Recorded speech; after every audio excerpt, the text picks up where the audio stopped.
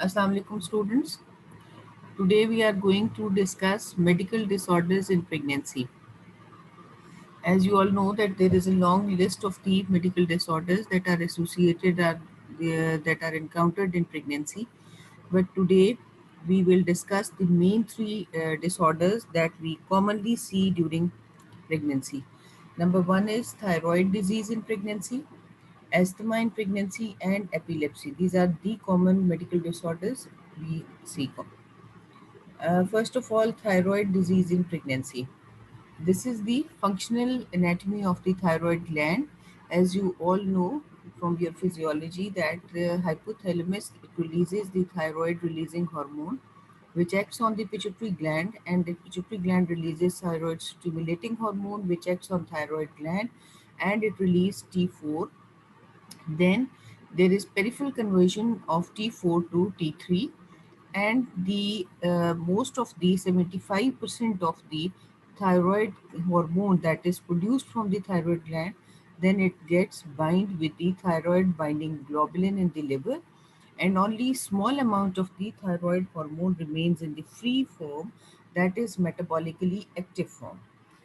So, the thyroid disease is more than occurs in more than 1% of the population. It is the most common pre-existing disorder in pregnancy, and the pulsatile release of TSH is every 1 to 2 hourly from the pituitary gland.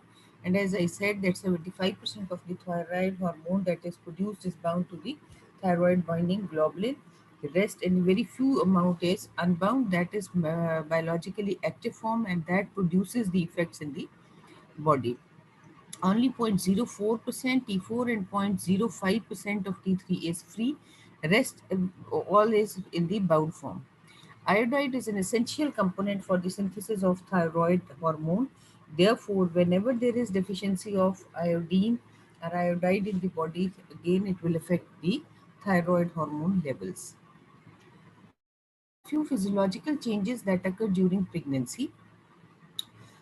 There is increase in the total T4 and T3 levels, but there is concurrent increase in the thyroid binding globulins due to the reduced hepatic clearance and estrogenic stimulation. And as the T3, T4 levels and thyroid binding globulins are both increasing, so the free circulating levels of T4 and T3 are same. So it means that the biologically active thyroid, that is free T3 and T4, is same, but the total T4 and T3 increases along with the thyroid binding globulin. As the level increases, the more will bind to the thyroid binding globulin, and the free levels, free T3, T4, will remain the same. The thyroid binding globulin increases 3 times and reach a plateau till the 20 weeks. Plasma iodide levels, they decrease due to the fetal iodide use and increase maternal clearance. So it leads to the notable increase in gland size in 15% of the women during pregnancy. But we generally don't treat these women because it becomes to the normal level after the delivery. So uh, this is the fetal thyroid function, that before 12 weeks of pregnancy, the fetus is utilizing the maternal thyroid hormone for the brain development. But from 10 weeks, the fetal thyroid gland starts producing T4 and T3. And after 12 weeks of pregnancy, the only thing that the fetus requires is the iodine. So there is transplacental transportation of number one, iodine, and thyroid releasing hormone, and the fetal thyroid will start producing its own thyroid hormone. That is the reason that after 12 weeks, the maternal iodine level is transported through placenta to the fetus. So there is decrease in the maternal circulation, and as we discussed, that there is a slight increase in the thyroid gland level in most of the mothers. The fetal levels that reach the adult levels by 36 weeks of gestation, and fetal thyroid stimulating hormone level is more than the maternal levels. T3 is lower as a result of little peripheral conversion and a good placental barrier. Both thyroid releasing hormone and the iodine, they freely cross the placenta. These are the physiological changes in the thyroid function during pregnancy. As we said, that in pregnancy there is no change in the thyroid stimulating hormone, there is no change in the free T3, T4 levels. However, the total T3 and T4 will increase. In hyperthyroidism, there is decrease in the thyroid stimulating hormone, while there is increase in T3, T4 levels, and similarly, there is increase in the total T3, T4 levels. In hypothyroidism, there is increase in the thyroid stimulating hormone, while there is decrease in free T3, T4 levels, and the total T3, T4 levels will also decrease. So, first we will discuss hyperthyroidism in pregnancy. It occurs in 1 in 500 pregnancies. Untreated thyrotoxicosis is associated with reduced fertility.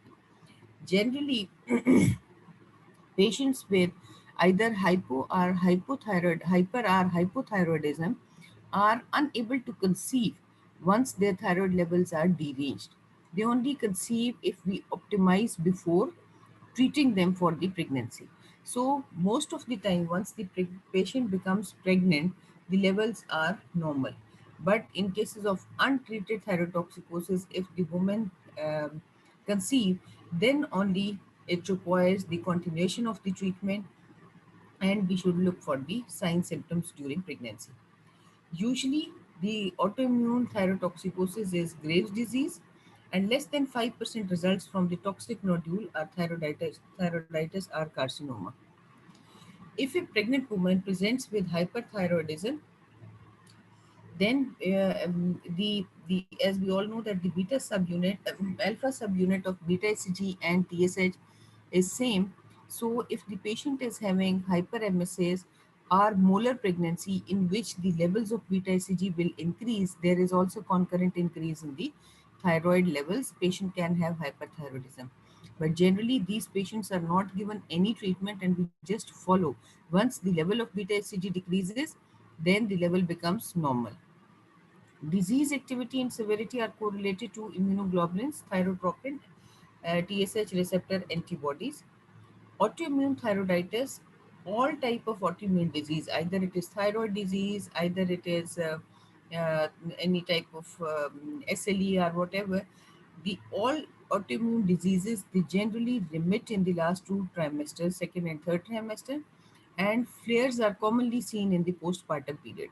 So it is very important to start the patient immediately on medication immediately after delivery. These are the signs symptoms of hyperthyroidism. We should look for nervousness, tremors, tachycardia, frequent stool, sweating, heat intolerance, weight loss, goiter, insomnia, palpitations, hypertension, lid lag or lid retraction or pretibial myxedema. And investigation levels are serum TSH, free T3, T4 levels. Then TSH receptor stimulating antibodies. First, we go for thyroid stimulating TSH levels. If TSH levels are deranged, then we go for free T3, T4 levels. If they are still deranged, then we go for the thyroid stimulating hormone antibodies to rule out the autoimmune disease. Treatment. The goal of treatment is to maintain the euthyroid state in pregnancy. We measure free T3, T4 levels 4 to 6 weeks and titrate the treatment or the disease dose of the medications according to the levels. The most common drugs are thioamides. These are propylthiouracil or methimazole, and they basically decrease the thyroid hormone synthesis by blocking the incorporation of iodide in tyrosine. As we discussed earlier, that iodine is the main component of the thyroid hormone synthesis. So they block the incorporation of iodide and, and inhibit the production of the thyroid hormone. Previously, in previous studies, the propylthiouracil was traditionally preferred drug because of the less side effect profile. But current and the methimazole or carbimazole was considered to be associated with the fetal alopecia cutis. But nowadays, we give the preference that whatever the drug patient is already taking should continue during pregnancy rather than switching to the other drug. And we just follow with the levels of the thyroid hormone. Beta blockers are also used just for the symptomatic relief of the palpitations. And if the patient is not responsive to the medical treatment, then we go for the thyroidectomy. But and the other third line treatment is the radioactive thyroid ablation with iodine 131, but it is contraindicated during pregnancy because it can lead to fetal thyroid ablation also. And if the patient is already if the patient is taking some medication, we will continue with the medication. And if patient requires this radioactive ablation, we will go after delivery. And after delivery, we will ask the patient to avoid pregnancy for next 4 to 6 months, and she should not do breastfeeding if the radioactive ablation is done in the immediate postpartum period. Breastfeeding is safe if the patient is only taking propylthiouracil or carbimazole. These side effects are the problems that are associated with hyperthyroidism in pregnancy are preterm delivery, low birth weight, fetal loss, thyroid storm, fetal thyrotoxicosis can occur that is related to disease itself or treatment, risk of immune mediated hyperthyroidism due to because the antibodies they can cross the placenta, and antibodies in grave disease can either be stimulatory or inhibitory. Therefore, the fetus can have either hyperthyroidism or fetus can, even if mother is hyperthyroid, the fetus can be hypothyroidism also. Neonates of women with Graves' disease who have been surgically or radioactively treated are at high risk of hypothyroidism because of the fetal thyroid ablation. Both PTU and carbimazole they cross the placenta and make fetus hypothyroid, but it does not affect the neurodevelopmental status of the fetus. Goiters are generally small and they resolve in 2 weeks' time. No long-term fetal effects of antithyroid drugs have been reported yet. Both drugs are expressed in breast milk, but they have very little effect. Therefore, breastfeeding is not contraindicated. Now, coming to the hypothyroidism.